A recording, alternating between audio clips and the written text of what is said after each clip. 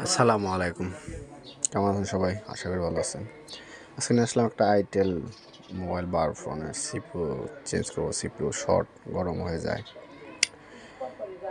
এটার সিপিইউটা চেঞ্জ করবো। হটগান দিয়ে হালকা করে হিট দিয়ে সিপিইউটা উঠে নিলাম।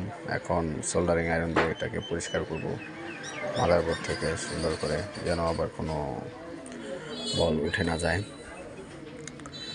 আসলে কাজের চাপে সব ভিডিও করা হয় না।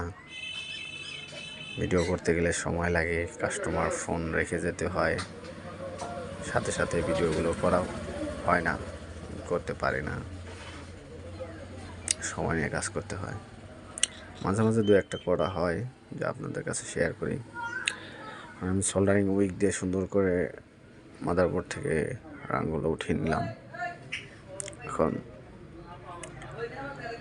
আরেকটা সিপিইউ এটার উপর ইনস্টল করব।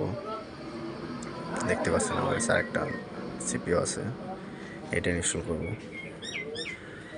ইনস্টল করা সময় সুন্দর করে আন্ডারলাইন দেখে তারপরে বসাতে হবে, যেন নড়ে চড়ে না যায়। তারপর হটগান দিয়ে আলতো করে হিট দিতে হবে, হাওয়াটা একটু কমিয়ে নিতে হবে যেন আইসিটা সরে না যায় বাতাসের কারণে। বাতাসটা কমিয়ে নেবেন, তারপর আস্তে আস্তে করে একটু উপর থেকে হিট দিবেন, চারিপাশে ঘুরিয়ে ঘুরিয়ে। তারপর আস্তে আস্তে হটগানটা মাথা একটু নিচে করে দিবেন, যেন প্রথম উপর থেকে দিলে আইসিটা সরে যাওয়ার চান্স কম থাকে। এভাবে ঘুরে ঘুরে হালকা করে টুইটারদের লাড়া দেব। আমার লাগানো শেষ। উপরে একটু রজন দিয়ে তারপরে হিট দিলাম, টুইটারদের হালকা করে নাড়া দিয়ে দিলাম, বলগুলো যেন একভাবে বসে, সেই কারণে। এখন মাদারবোর্ডটাকে ঠান্ডা করব, ঠান্ডা করে পরিষ্কার করে নেব, তারপরে চেক করার পালা অন হয় কি না। দেখা যাক কী হয়।